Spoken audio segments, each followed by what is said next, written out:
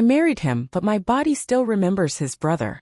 It's the worst kind of betrayal, the one that lives quietly inside your skin, surfacing when the lights go out and the room smells of his shampoo, but all I see is him. His brother. The one I should have stayed away from, the one I promised myself I would forget when I said I do. But sometimes when he touches me, when his breath warms my neck in the dark, I feel a flicker of guilt because I close my eyes and it's his brother's hands I feel. It's his brother's eyes I see, that deep, unreadable gaze that once made me feel like I was the only girl in the world worth ruining everything for. I didn't mean for it to happen. No one wakes up and says, "Today I will betray the man who loves me." But love isn't always clean, and desire has a way of seeping into places you think are locked. I married the safe one, the gentle one, the one who brought me coffee in bed and made me feel wanted in all the ways that looked good on paper. But the truth is, you can't replace the one your soul chose, no matter how hard you try to suffocate it under rings and vows and forced smiles during family dinners. Sometimes in the middle of the night, my husband murmurs my name, soft and sleepy, rolling over to drape his arm around me. And that's when it happens, my mouth betrays me in a whisper I pray he never hears. His brother's name. Soft. Longing.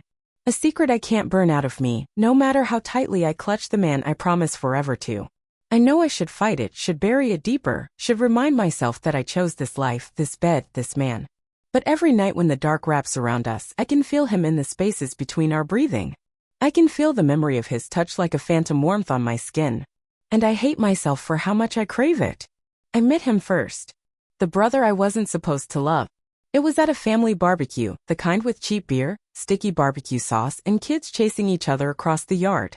I was there with a friend, not knowing it was his family's house, not knowing how one look could rearrange everything inside me. He was leaning against the porch railing, a bottle in his hand, sweat on his collarbone, eyes that looked at me like he already knew the sound of my laugh. And when I laughed to God, he smiled, this slow, crooked smile that made me feel like I was seen for the first time in a long, long time. We talked by the grill, him making stupid jokes, me pretending not to stare at his mouth. Every time he brushed against me, even by accident, it was like a spark that didn't want to leave my skin. But he was dangerous even then. The way he looked at me, the way he talked to me, the way I felt myself leaning in without meaning to.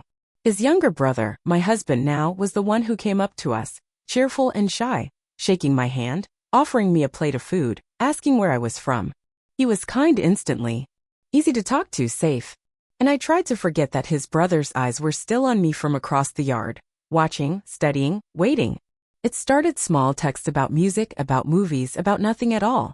Late night calls where I'd hear him breathe on the other end, both of us pretending we were just friends, just passing the time, ignoring the tension that was growing between every word. The first time he touched my hand, it was nothing. Just a graze. But it felt like a promise, and I think we both knew it. But he was reckless, unpredictable, the kind of man who would leave, who would ruin me, who would break everything. I told myself I didn't want that. I told myself I needed someone steady, someone who would build a life with me, not burn it to the ground. So when the younger brother asked me out, I said yes. And I thought it would be enough. I thought marrying him would fix it. That if I wore the white dress, if I smiled for the pictures, if I kissed the gentleman who held me like I was precious, the ghost of his brother would finally leave my body. That I could look into those soft brown eyes and feel clean, safe, whole. But on our wedding day, I saw him, his brother, standing in the back row, jaw tight, eyes unreadable, hands shoved in his pockets like he was holding himself together by force.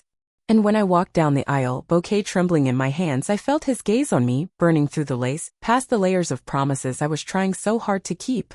When my husband kissed me, it was soft, sweet, the kiss of a man who wanted forever.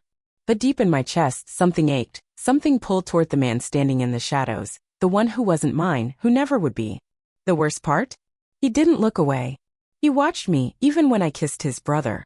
Even when we danced, his brother's hands on my waist, spinning me in circles under fairy lights. I could feel him across the room, the way his eyes followed every sway of my dress, every tilt of my head. That night, my husband touched me like I was something delicate. His hands were careful, his kisses gentle, his breath warm against my ear as he whispered how much he loved me. I tried to focus on him, on the way his hands felt on my skin, the way his body pressed against mine in the dark. But the moment his fingers tangled in my hair, I felt my body betray me. A shiver, a rush of heat, a memory of stronger hands gripping my waist in the back of a car, a kiss that stole every breath from my lungs, a voice that said my name like it was the only word that mattered.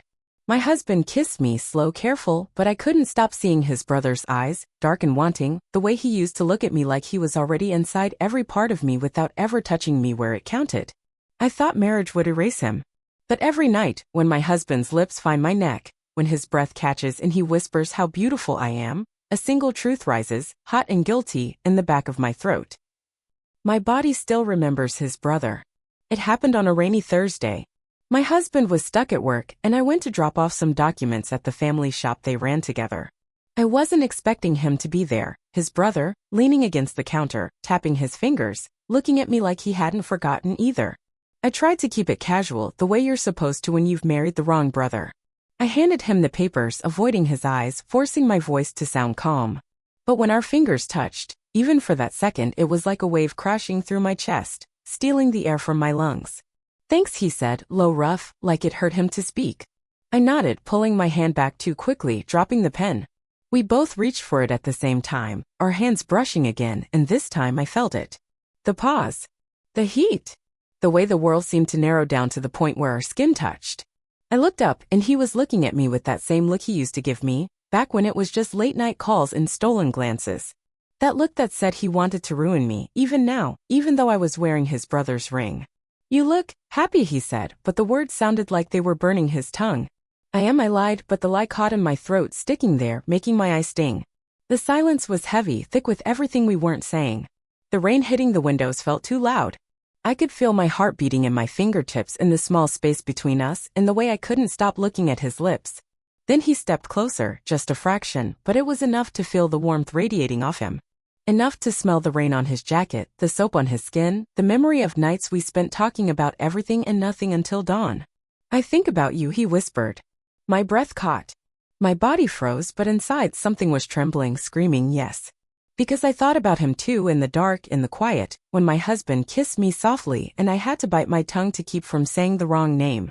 You can't say that, I whispered back, but I didn't move away. He reached up, like he was going to touch my face, but stopped, his hand hovering, shaking. I closed my eyes because I couldn't handle the way he was looking at me, the way every nerve in my body was begging for him to close that tiny distance. But he didn't. He let out a breath, stepped back, grabbed the papers, and walked away, leaving me standing there, soaked in guilt, skin buzzing, heart screaming, body aching for a touch that wasn't mine to want. After that day, it was like something woke up in me I couldn't put back to sleep. I tried to pretend it was nothing, that I didn't feel the ghost of his warmth when I lay in bed next to my husband at night. I tried to let his soft breathing, his steady hands, his quiet love be enough. But the truth is, my body was restless. One night, I couldn't sleep. I slipped out of bed, careful not to wake him, and went to the kitchen for water.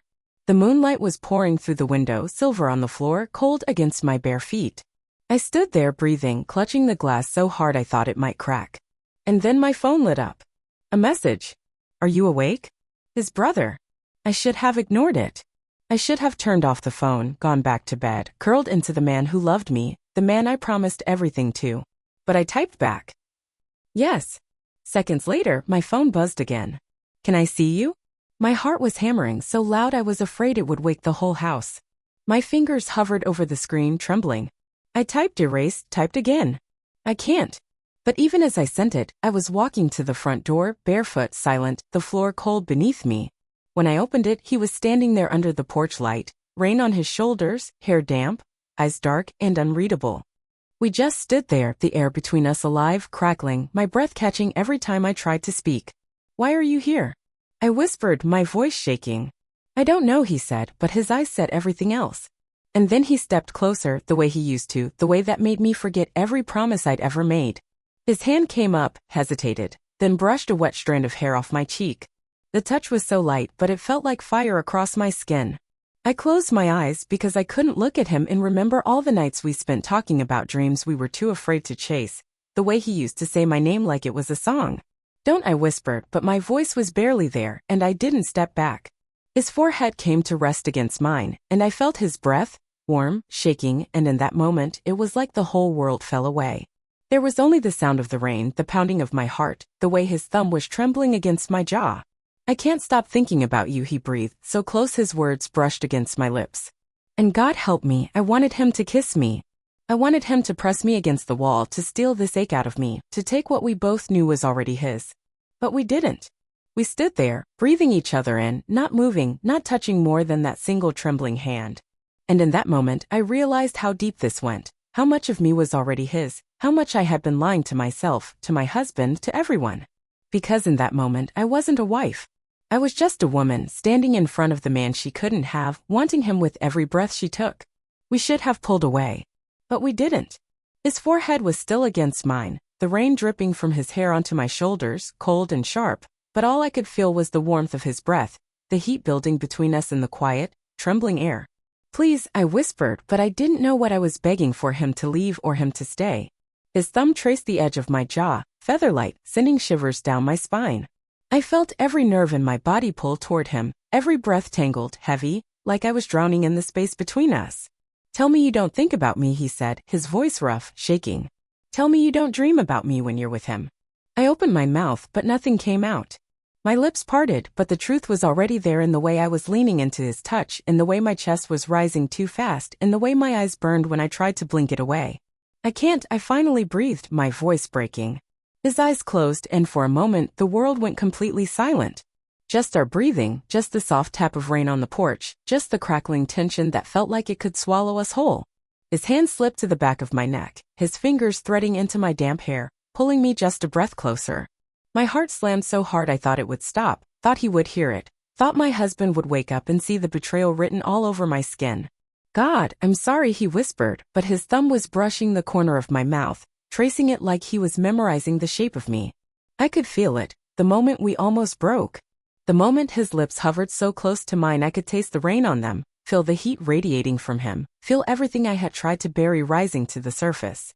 My hand came up, pressing against his chest, not to push him away, but to feel his heartbeat, to feel how fast it was, how it matched mine, how it told me everything he couldn't say out loud. I'm married, I whispered, tears slipping down my cheeks, mixing with the rain, the guilt, the want. I know, he said, his voice breaking too. We didn't kiss. But it felt like we did. Because in that moment, every unspoken word, every hidden touch, every dream I had buried under my vows came alive between us, trembling, breathing, wanting.